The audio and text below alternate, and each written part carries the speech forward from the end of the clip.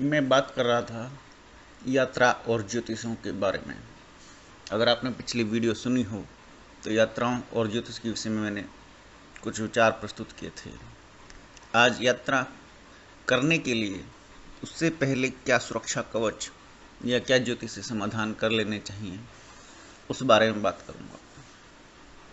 लगभग सभी का एक ही सुर दिखाई देता है मुझको आज के ज़माने में, और वो ये है कि जब मन में आया, जब प्लानिंग करी, यात्राओं पर निकल जाते हैं। गवर्नमेंट भी रिलीजियस टूरिज्म को बहुत बढ़ावा देने में लगी हुई है।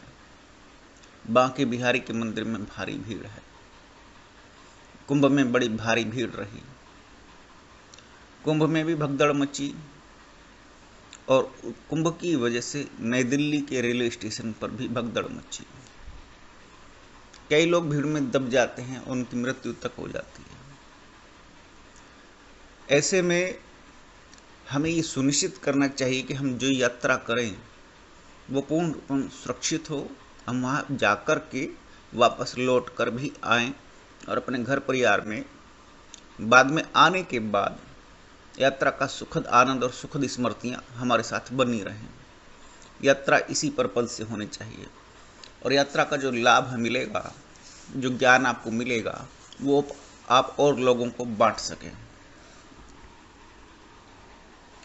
इसके लिए सबसे पहले आप देखिए ज्योतिष के अनुसार कि जब आप यात्रा कर रहे हैं तो उसमें मूल और पंचक और भद्रा ना पड़े।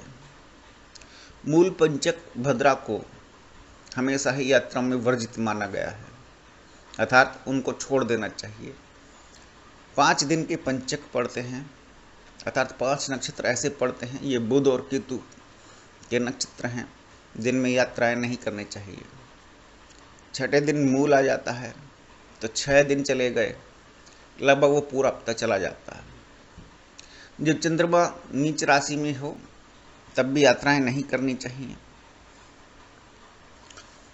और पंचक, मूल, भद्रा, चंद्रमा का नीच होना, और जब आपके पाप ग्रहों की दशाएं चल रही हो, खास तौर से अष्टम भाव में बैठे हुए पाप ग्रह की या 12वें घर में बैठे हुए पाप ग्रह की दशाएं चल रही हों, तब भी यात्रा नहीं करनी चाहिए, यात्राओं से बचना चाहिए। क्योंकि अष्टम में और 12वें में बैठे हुए पाप ग्रह न केवल नुकसान पहुंचाते हैं यात्रा में, बल्कि आपको शारीरिक मृत्यु तक भी प्रदान करते हैं, क्योंकि अष्टमेश की दशा है या अष्टम भाव में बैठे ग्रह की दशा है। इन सब बातों का सोच विचार करके ही आपको यात्रा में आगे बढ़ना चाहिए। सबसे पहले तो किसी भी पंडित जी से या ज्योतिषी जी से सलाह करनी चाहिए, खास तौर से जब जब आपका पूरा परिवार यात्रा पर जा रहा हो। केवल भेड़ा चाल में चलें कि लोग वृंदावन जा रहे हैं तो आप भी जाएं, ऐसी भेड़ चाल से बचें। कुंभ जो है, जो कि गवर्नमेंट ने एक भेड़ चाल बना दिया, उसको पर्यटन बना दिया, जो कि आध्यात्मिक कर्म और संस्कार वाली भूमि बनती, इतना उसमें से बहुत कुछ वायरल नहीं हुआ, केवल मोनालिसा और आईआईटी बाबा के अलावा। जबकि कुंभ का ज्योतिष के अनुसार बहुत बड़ा महत्व है। कुंभ क्यों लगता है, ये ज्योतिष के आधार पर है। तो जिनको ज्योतिष के आधार पर कुंभ का पूर्ण फल मिलना चाहिए था, वो केवल कुंडली से ही जाना जा सकता है। और बहुत लोगों का प्रश्न ये भी रहा कि क्या वहाँ ही नहाना जरूरी है, कहीं और नहीं नहा सकते? कहीं और नहीं नहा सकते, क्योंकि जो वेव्स किसी एक स्थान विशेष पर पड़ती हैं, जब ग्रहों का कॉम्बिनेशन बनता है तो उस विशेष स्थान पर कुछ अमृत तत्वों की उत्पत्ति हो जाती है और कुछ विष तत्वों की उत्पत्ति हो जाती है। हालांकि कुंभ तो अमृत तत्व के लिए उत्पन्न हुआ है, क्योंकि वहाँ अमृत भी गिरा था। और जब ग्रहों का कॉम्बिनेशन गोचर में ऐसा बनता है कि कुंभ लगेगा तो वहाँ अमृत तत्व उत्पन्न होता है, इसलिए वहीं नहाना चाहिए। यात्रा में जाने से पहले अगर बहुत ज़रूरी है और दशाएं उल्टी हैं और आप भिन्न प्रकार के समय में जाना चाहते हैं, अपोजिट समय में जाना चाहते हैं, मूल है, पंचक है, भद्रा है, अष्टमेश की दशा भी, अष्टम भाव में बैठे ग्रह की दशा भी, और आप जाना चाहते हैं तो भगवान से पहले प्रार्थना करें।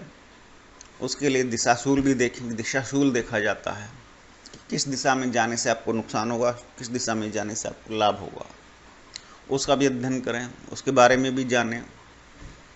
उसके अलावा भगवान शिव का एक रुद्राभिषेक निश्चित रूप से करवाएं कि प्रभु हमारी यात्रा मंगलमय हो, हम इस यात्रा में जा रहे हैं और हम वापस लौट करके आएँ, हमारी यात्रा मंगलमय हो। और संभव हो सके तो आने के बाद भी एक रुद्राभिषेक करवा लें। ये एक प्रकार से यात्रा का एक अंग बन जाता है कि आपने भगवान शिव को सुरक्षा का भार उनको सौंप दिया। बिल्कुल वैसे ही जैसे अर्जुन ने समस्त युद्ध भूमि में जब श्री कृष्ण के साथ थे तो अपनी सुरक्षा का भार हनुमान जी को सौंप दिया था। हनुमान जी अर्जुन के रथ पर अदृश्य रूप से बैठे हुए थे। अर्जुन का बाल भी बांका नहीं हुआ क्योंकि उन्होंने सुरक्षा का भार हनुमान जी को दे दिया था, जबकि श्री कृष्ण केवल मार्गदर्शक बने रहे। तो उस प्रकार से आपको यात्रा में भी दो लोगों की कम से कम आवश्यकता पड़ती, पंडित जी की या ज्योतिषी जी की कह लीजिए, दूसरे जो आपका इंस्ट्रक्टर हो, जो मार्गदर्शन करने वाला हो यात्रा के लिए, दूसरे उसकी। और हमेशा इन बातों का ध्यान रखें जो मैंने कही कि यदि यात्राएं करनी है परिवार के साथ तो ईश्वर के नाम के साथ करें। उसमें वैदिक कर्मकांड भी लगाएं। ये ना सोचें कि वैदिक कर्मकांड का कोई मोल नहीं है, क्योंकि आप धार्मिक यात्रा पर जा रहे हैं, वैष्णो देवी की यात्रा पर जा रहे हैं, कहीं और जा रहे हैं, तो भगवान का नाम तो ले ही रहे हैं। क्या जरूरत है ज्योतिष का पालन करने की? नहीं। आपको स्कूटर चलाना आता है तो इसका मतलब ये नहीं कि आप हेलमेट न लगाएं। एक्टिवा चलानी आती है इसका मतलब ये नहीं कि आपके पास पेपर ना हो।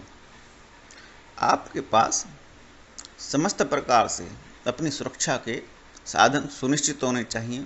ज्योतिष इसी बात को समझाता है। धन्यवाद।